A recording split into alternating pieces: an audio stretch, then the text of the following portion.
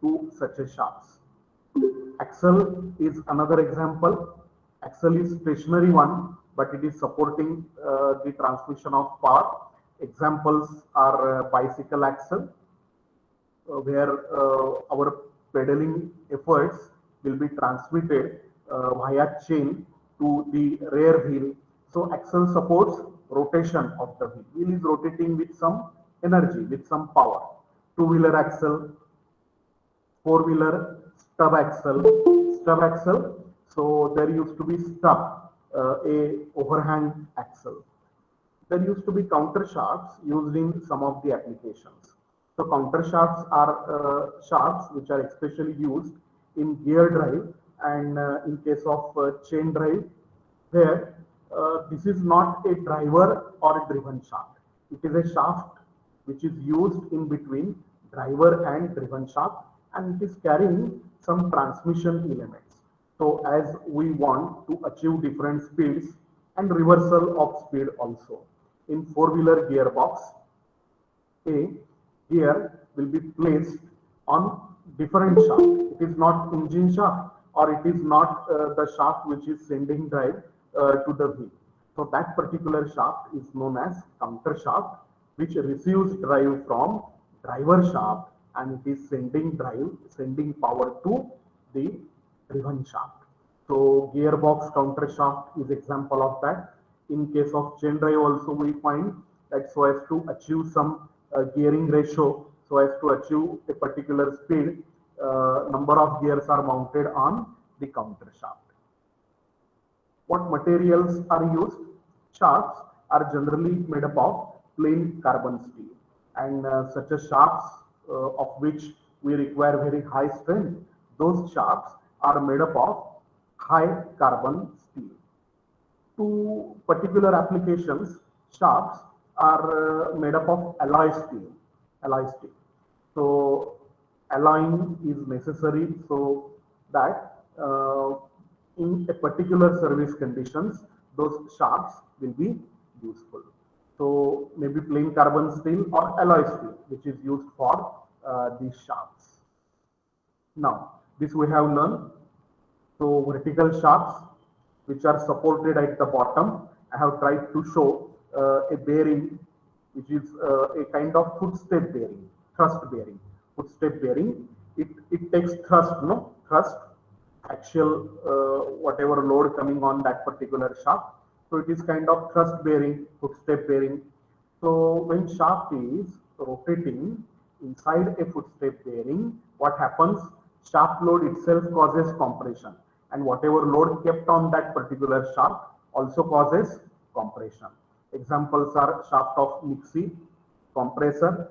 So we find compressive stress by this equation, sigma c is equal to P upon pi by 4 d square. Same vertical shafts when are hanging, so they are supported at the top and it is hanging. So what happens? Weight is going to pull the shaft. As weight is going to pull the shaft, tensile stress will be established in this particular shaft. And these shafts, which are especially the shaft of ceiling fan, drill spindle, VMC, vertical milling center, so vertical machining center, in such a case, in Kaplan also, we find the likewise shafts.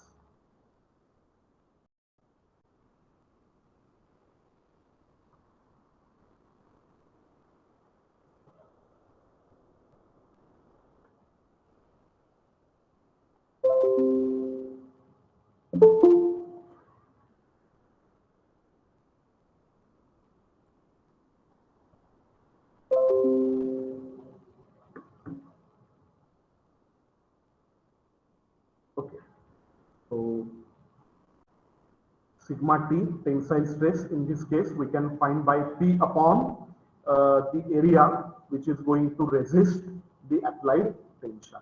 So area always is that cross-sectional area perpendicular to the applied load. So it is pi by 4 d square. So when shaft is only subjected to tension, we can find the diameter of shaft by this particular equation. But shaft is transmitting power, and as it is transmitting power, this torsional shear stress is always induced in a shaft, and we know that depending upon that particular power transmitted, there will be angular movement of shaft possible. We don't want to permit that angular movement, because due to that angular movement there will be twisting action of a shaft, and due to that particular twisting action, shear will occur and shaft will fail.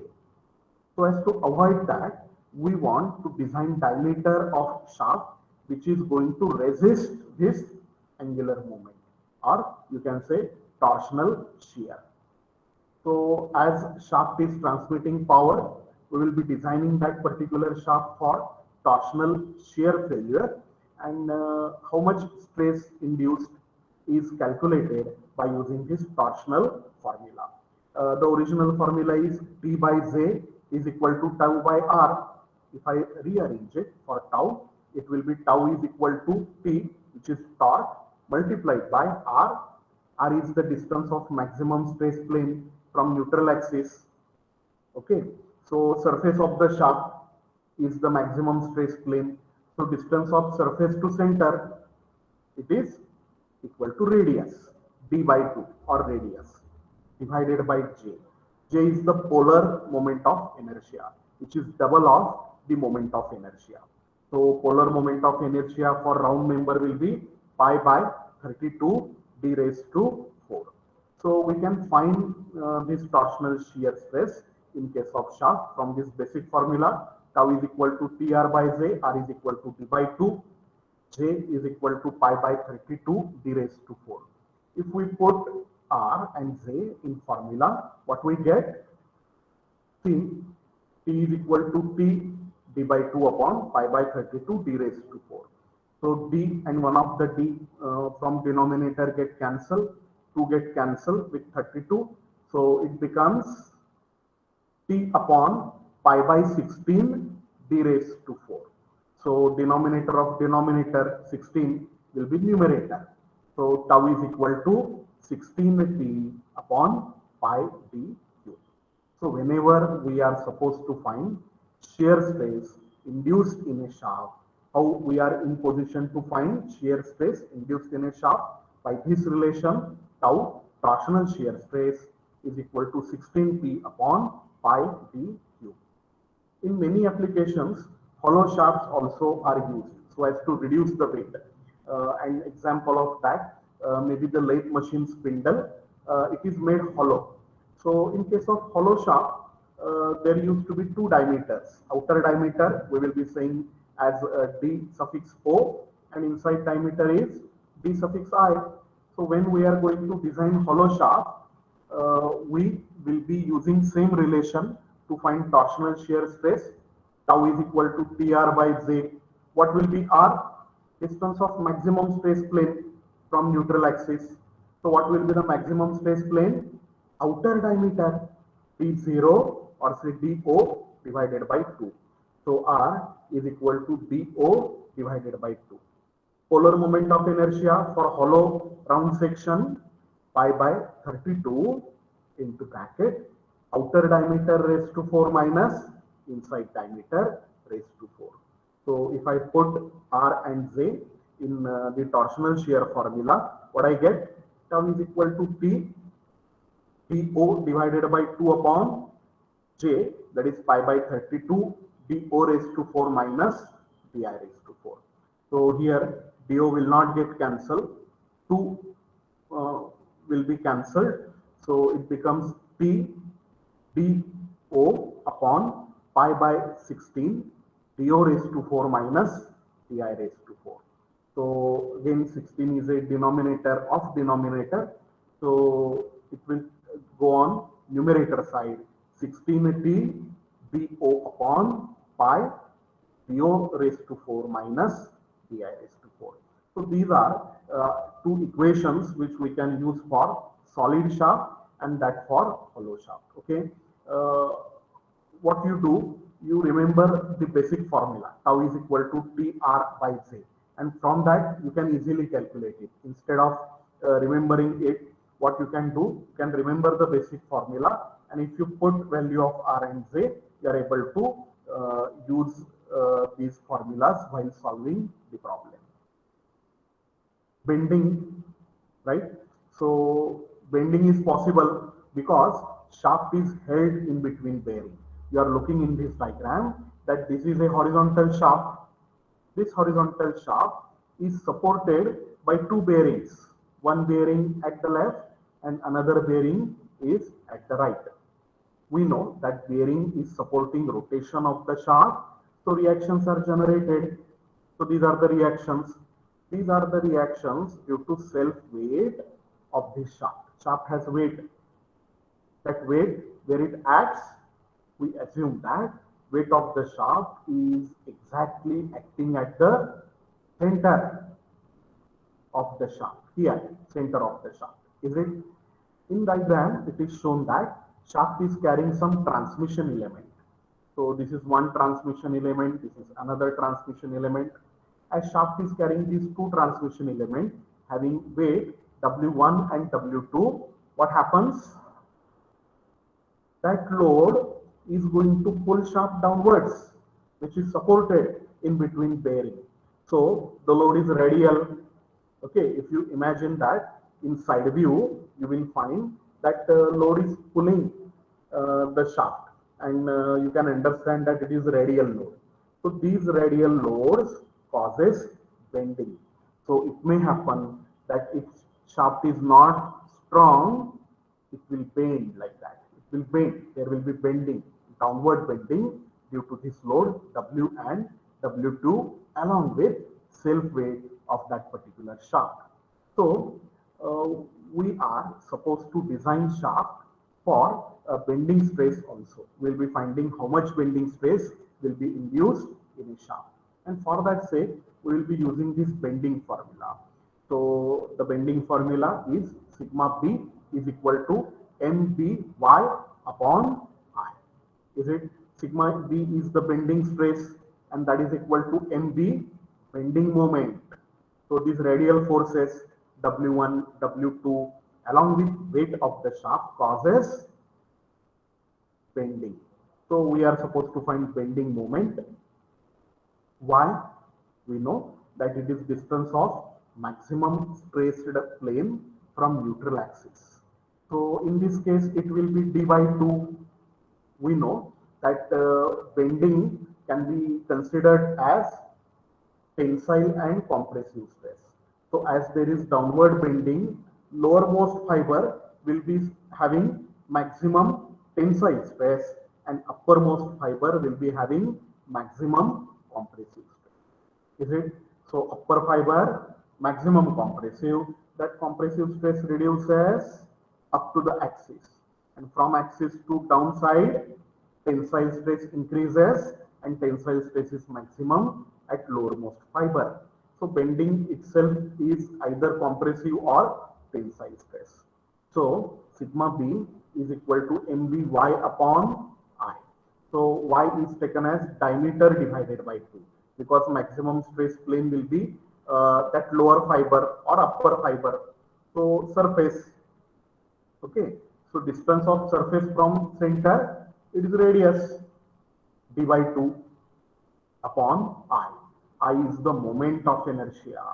Remember the difference in polar moment of inertia and moment of inertia. Moment of inertia, as we have learned in strength of material also, it is pi by 64 d raised to 4. Is it? And polar moment of inertia we have taken, it was pi by 32 d raised to 4.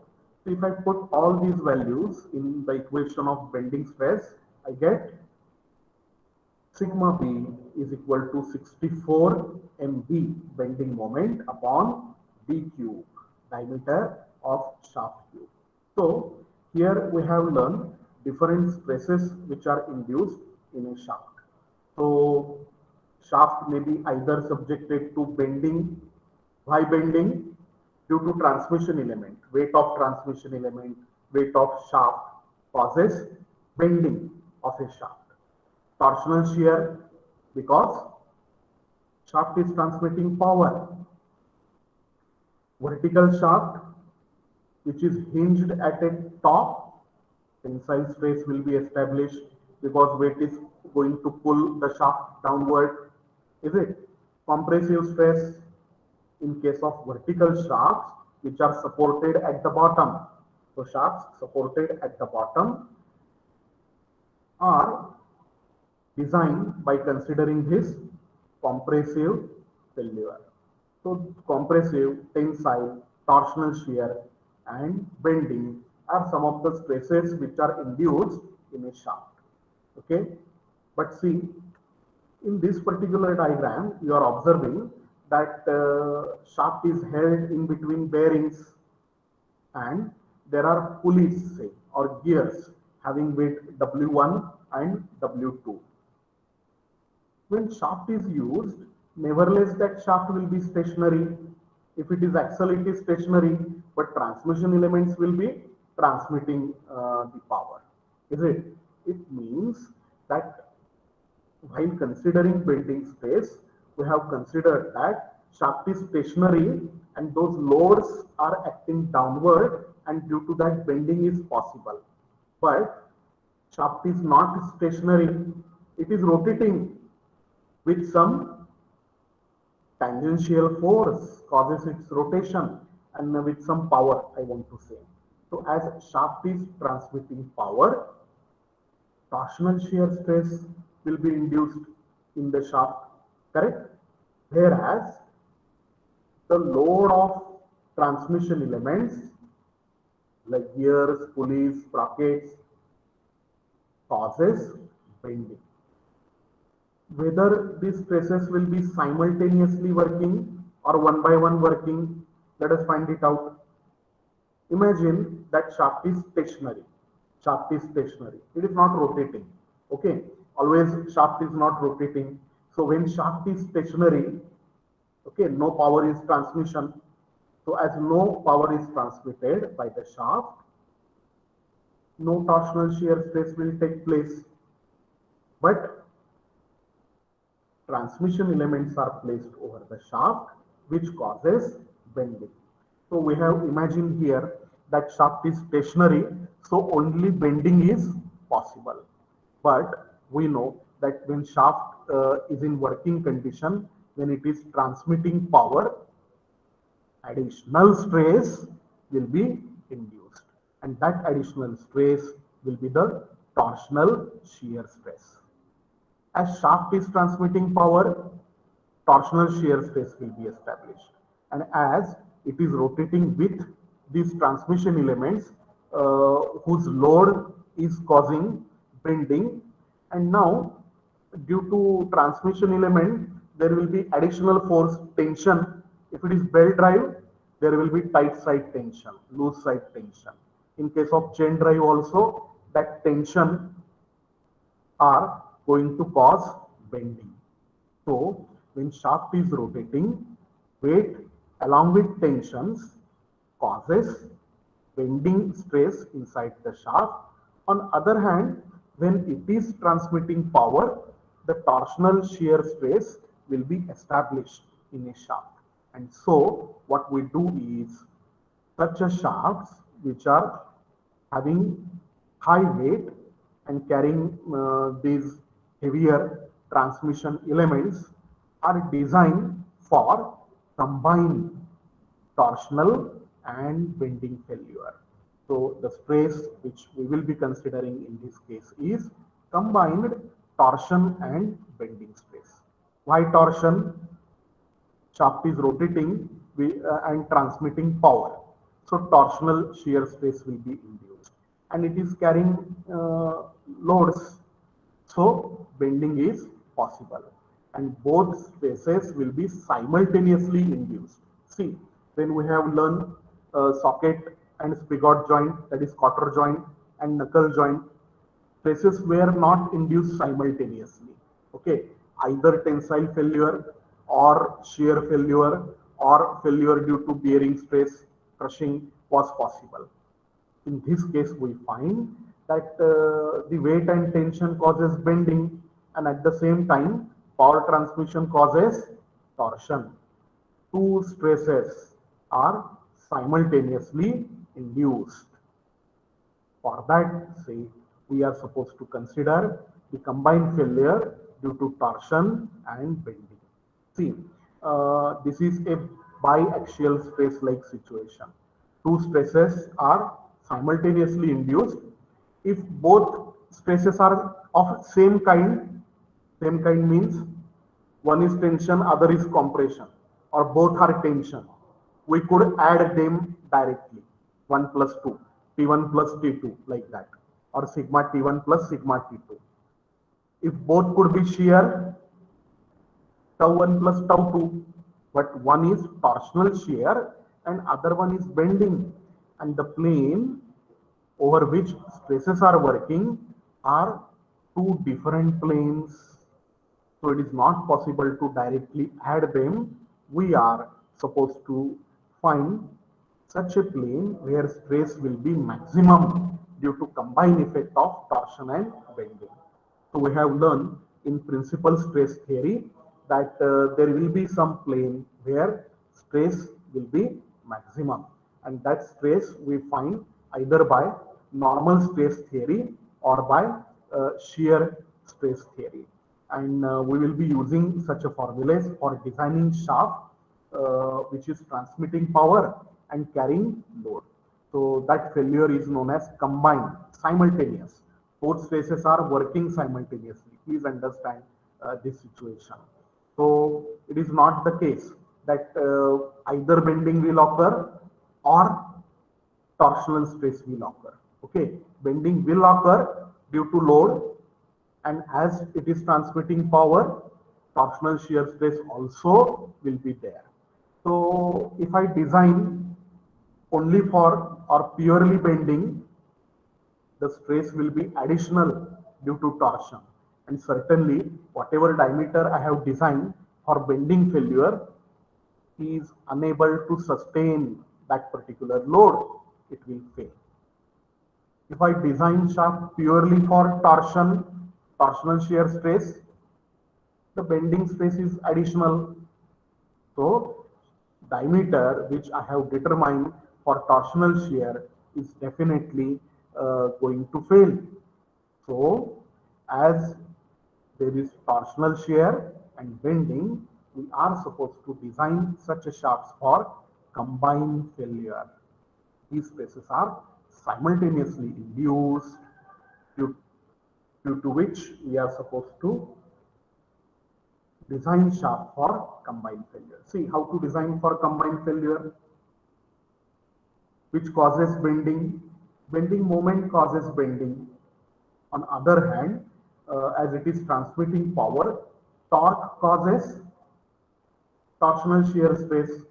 So we will be using principal stress theories. So in first case, we have used the maximum normal stress theory, maximum normal stress, that is bending stress theory. How we calculate equivalent bending moment? It is MBE. Equivalent bending moment is equal to MB plus under root MB plus 4 times torque T. Is it? So this equation finds equivalent bending moment. This equation finds equivalent bending moment. Why to find equivalent bending moment? There is bending moment also causing bending stress, and there is torque which is causing torsional shear. So by normal stress theory, we know that we are converting effect of one stress into another stress. It is not practically possible to design simultaneously. So what we do, we consider effect of one stress into additional effect of another. So if say shear stress is 60 Newton per mm square and bending stress is 100 Newton per mm square. So we can't design for 100 Newton per mm square because that 60 Newton per mm square shear stress is simultaneously induced. So we have to find that what will be the stress at principal plane. So it will certainly go beyond 100 Newton per mm square. Correct? Bending stress is 100 Newton per mm square. Shear stress is 60 Newton per mm square.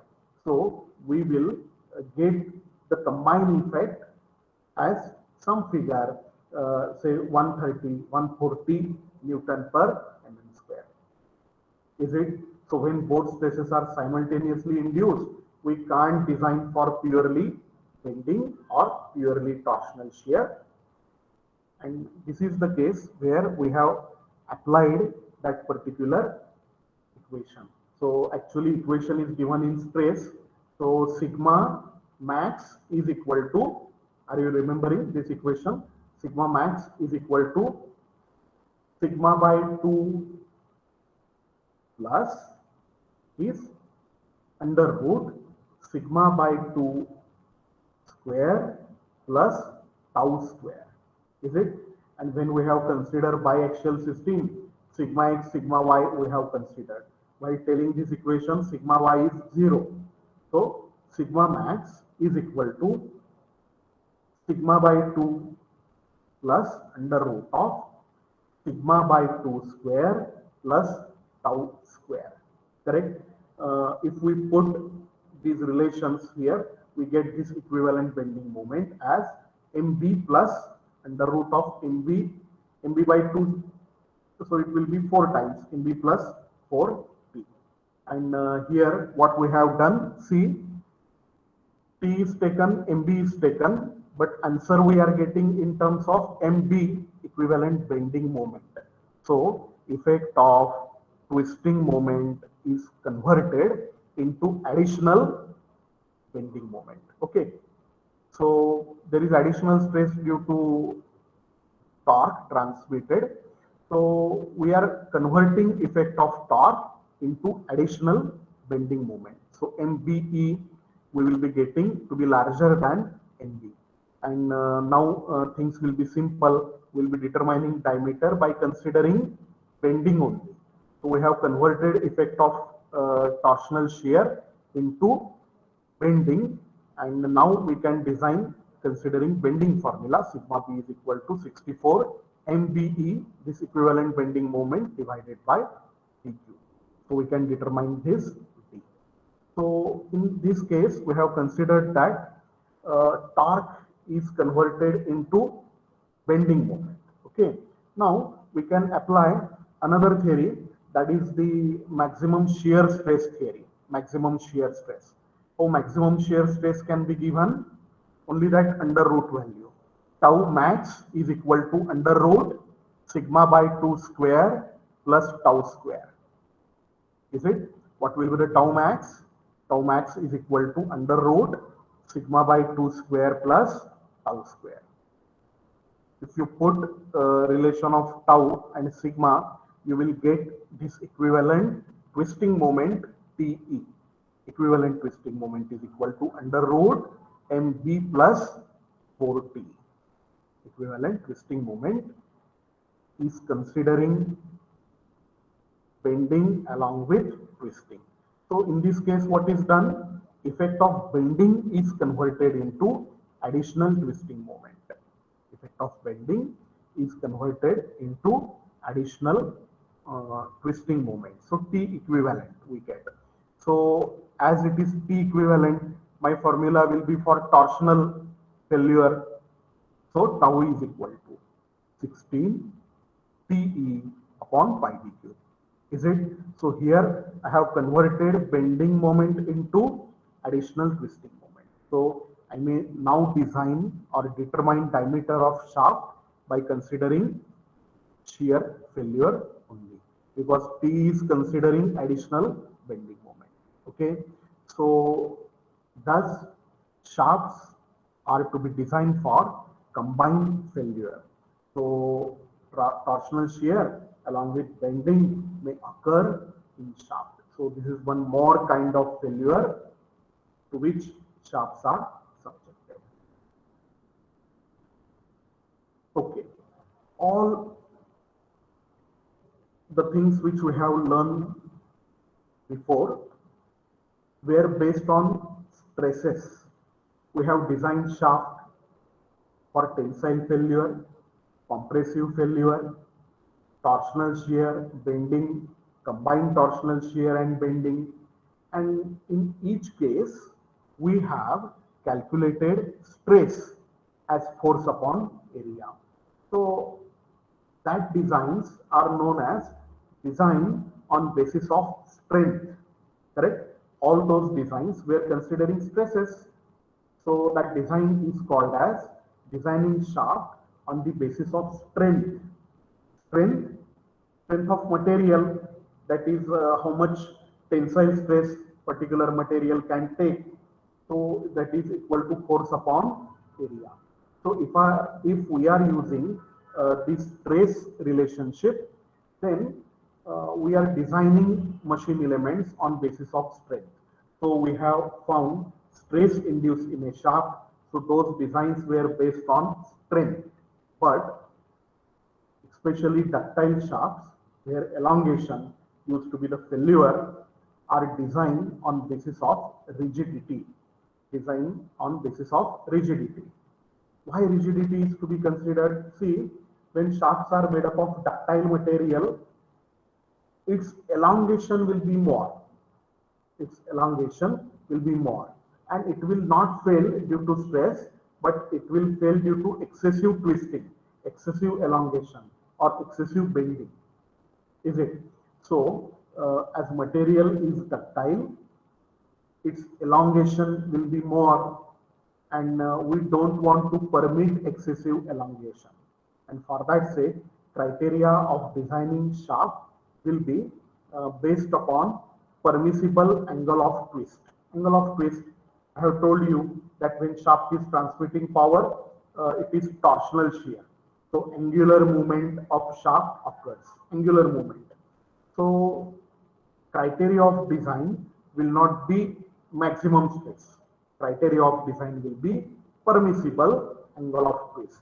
So in many cases, we don't want to permit 1 degree or 2 degree angle of twist. So we want to keep twisting moment or that twisting angle up to 1 or 2 degrees. 1 or 2 degrees. If there will be excessive twisting more than 2 degrees, then shaft is going to fail due to that strain. Is it strain? So here we are considering strain, not stress. So modulus of rigidity come into picture here, that is G, and we are again using torsional formula. This is the torsional rigidity formula. Okay, so total formula is T by J is equal to tau by R is equal to G theta by L. This is the complete torsional formula. I repeat, T by J is equal to tau by R is equal to G theta by L. I will skipping that strain basis tau by R, and now my torsional rigidity formula will be T by J is equal to G theta by L. Let us understand those abbreviations. T, we know it is torque, or you can say twisting moment, torque or twisting moment. Is it? J, polar moment of inertia. G is the modulus of rigidity. Theta, theta is the angle of twist, permissible angle of twist expressed in radians, not degrees. In the radian, we'll be taking theta. L is what? L is length of the shaft. So length come into picture here. Is it? So sometimes shafts are designed on basis of rigidity, not on the basis of strength. So we are supposed to use this formula, right? We will be here designing shaft by taking this as an example. So you are observing example that we are supposed to determine diameter of 1 meter long shaft to transmit 60 kilowatt power at 320 RPM. So what we want to find is diameter. Length of shaft is 1 meter and it is transmitting 60 kilowatt, that is 16 to 10 raised to 3 watt. RPM is 320.